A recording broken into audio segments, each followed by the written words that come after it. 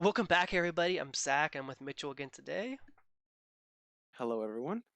And just tell them about our channel. Just give them a quick overview. So our channel is called Getting That Medical Degree or Getting That MD. So follow us on our journey to get into medical school.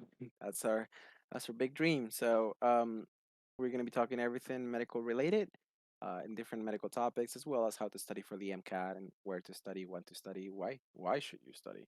But what is the topic today, Yeah, Zachariah?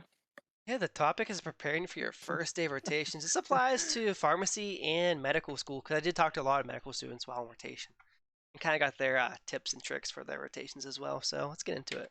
All right. So day one, you just have your orientation or just like a casual one-on-one time with the preceptor. Your first day is usually pre chill. You just get to know the staff, go around the hospital, pharmacy, wherever you're doing rotation at. Did you just say pre-chill? Yeah, it's pretty chill. So Pretty. Okay. yeah, it's pretty chill. Um, there's not much to expect on day one unless you're in like a crazy rotation. If you're doing a surgery rotation or you're doing like an ICU pharmacy rotation, it'd be a little bit higher than a normal rotation would be, but like it's still gonna be pretty chill to try and get you into the hospital system. And there's like more in-depth rotations they need to get you into the system as well in the hospital. So that can take a day or two to get like your login and stuff. If your pharmacy or hospital's not on top of things. So and sometimes just like security things have to go through while you're actually on the site. So there's stuff that might be like a delay getting you started. What about for nursing? Did you do many nursing rotations or? Yeah, but our rotations is the actually it's kind of the same. But our rotations is the first day. They kind of take us. We meet up really early. We'll make another video on this, but it's not we like we're thrown right into helping on the first day.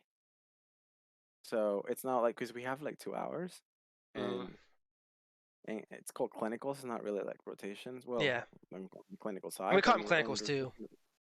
on the hospital side, I mean, you could call it rotations, but our very introduction to patients, um, yeah, we like get hands on as soon as okay, maybe like an hour in after they teach us like a little bit of the ropes, we're like get thrown into the wolves.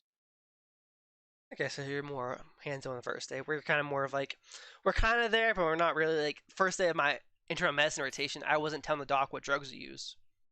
Oh yeah, My second week of rotation, I was telling the doc what drugs to use. yeah. But like Any your dogs first get day, you're pissed not off telling at them you? anything. They have no like trust with you yet. Well, yeah, the first day you're a newbie, you're green. Yeah, even though like you've been in school all the time, but it's like they're like, who is this kid? Why should we trust him?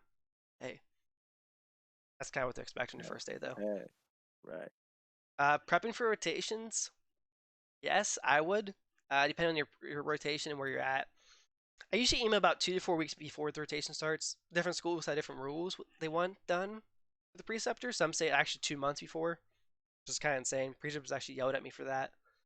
Um, Really? yeah, they say, no, I'm not going to talk to you yet. They're kind of more stuck up, but they're also like, I don't know, because their schedule kind of changes between months. They're like, I don't know what I'll be doing then, so email back later. Cool. So you usually email about 2 to 4 weeks beforehand, depending on what your school says. Sometimes your school will say earlier than that. Just ask them what you should touch up before the rotation starts. So my internal medicine rotation was called the Big Five: diabetes, heart failure, asthma, COPD, and hypertension. And basically, every patient we had some idea, some combination of this.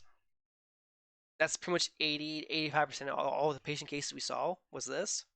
Learn a little bit of infectious disease, some glaucoma issues, some other weird disease state issues. That's your entire rotation. But knowing these big these topics really well, you really understood what's going on with the patients. So yeah, that's all I had for that. Anything you want to add or any questions about that? No. No? Okay. So how do you prep for it? Guidelines? Asthma and COPD guidelines are updated every single year. So if you aren't reading guidelines every year, you probably should start now, especially if Are you're in they pharmacy people school. that don't read the guidelines? Hmm? Are they people usually don't read the guidelines? Uh, People just don't know they get updated every year. Some of them do, like asthma and COPD. I mean, like if you're prepping before rotation and then the guidelines change since you learned the topic in school. Like admin COBD Yeah. completely changed since I learned it my second year of pharmacy school. It's just how it is. Everything evolves. Hmm. And so, like, if I didn't read the guidelines, I would have been recommending something that's no longer even recommended first line anymore for asthma or COPD. So, yeah, there's that. So just read the guidelines all the time, and especially if you haven't seen the topic in a while, you need to review the guidelines before you go on the rotation.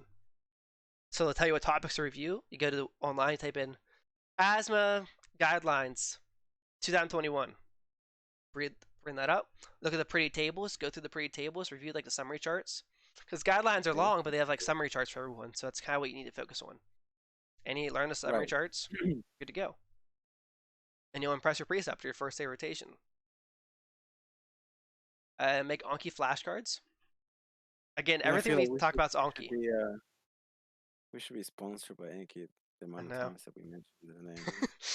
It's really just Anki, Anki, Anki. So yeah, make Anki flashcards and review the main topic. So if I mention like hypertension, I'm thinking in my head, okay, pathophysiology of it, what's the etiology, so what causes it, what are the risk factors, what are the symptoms, how do you diagnose and how do you treat it? That's kind of like the cascade in my head when I think of a Absolutely. topic. That's kind Yeah. of how I go through and I'm doing the defining method in my head. I'm like, okay, pathophysiology is your body's not reacting too well or reacts too much.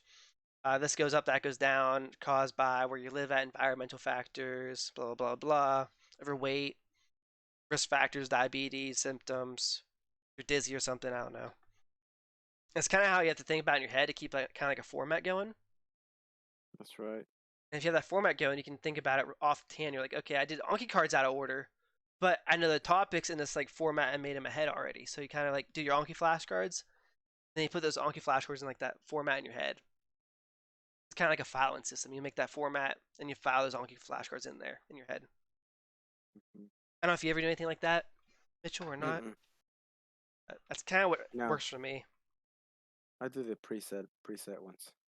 Yeah, but like when you're reviewing a topic and you're just reviewing it from flashcards, not from like a source, it's kind of like hard. It's kind of easy to get the topics like disconnected, especially like how it works together, like how it connects to the bigger picture. So in my head, this is the best way to think of it. Is like, oh, pathophysiology, that flashcard was that flashcard was that in my head. So it's kind of how I did it, and how my preceptors recommended doing it. Get presentations. So some guidance there. Any questions about that, Mitchell? No. Okay. What should you wear? Ask your preceptor. Pharmacy school, pharmacy rotations, I wore polo and dress pants.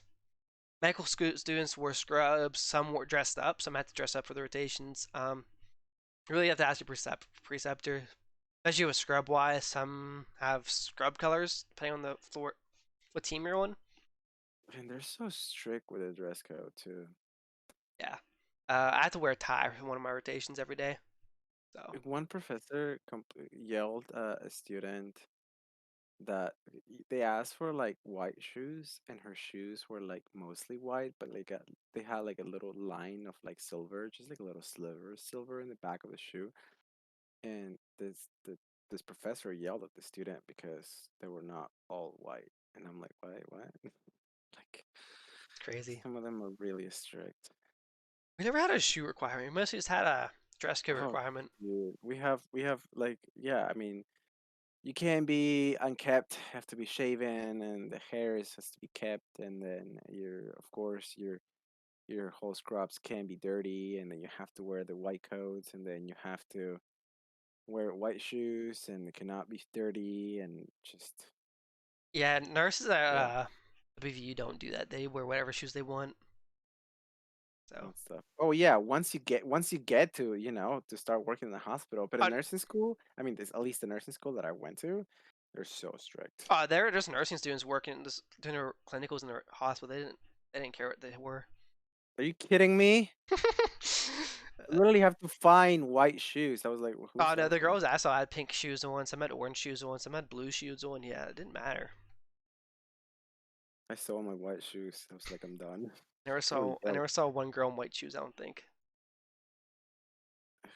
Especially the doctors. Doctors didn't. Just doctors wherever they Life. wanted. Especially like the Oh, residents and damn. the med students. If you're in medical school, you probably need to be ask your preceptor what to wear, because like, if you're not dressing up to their standards, you're gonna get low marks in the rotation. Dressing up and preparing for your rotation is kind of a big thing. I talked to like the medical preceptors. I kind of asked them like for tips, like for me in the future. I'm like, hey, what should like I do to prepare for you guys? And they're like, dress up well, like you did for pharmacy. Prepare for patients, know your patient inside and out. So that's kind of things they recommend. And they said, ask to do stuff, don't stand around and do nothing all day. Ask for things to do. Kind of some tips from the preceptors that I've worked with for medical students. They also said don't stand around and do nothing, or just if they tell you to go home, go home. They're not trying to trick you or anything. They just want you to get out of there because there's nothing for you to do. Like a lot of medical students, they said just stay there because they're trying to trick me into getting a bad grade on this rotation, but they really just want you to go home. They're trying to help you out. They've been there. So go ahead for that. Anything else you want to add to it? No, that's pretty much it. Pretty sure it's a pretty casual topic, but there's a lot of questions that get asked on Instagram a good bit.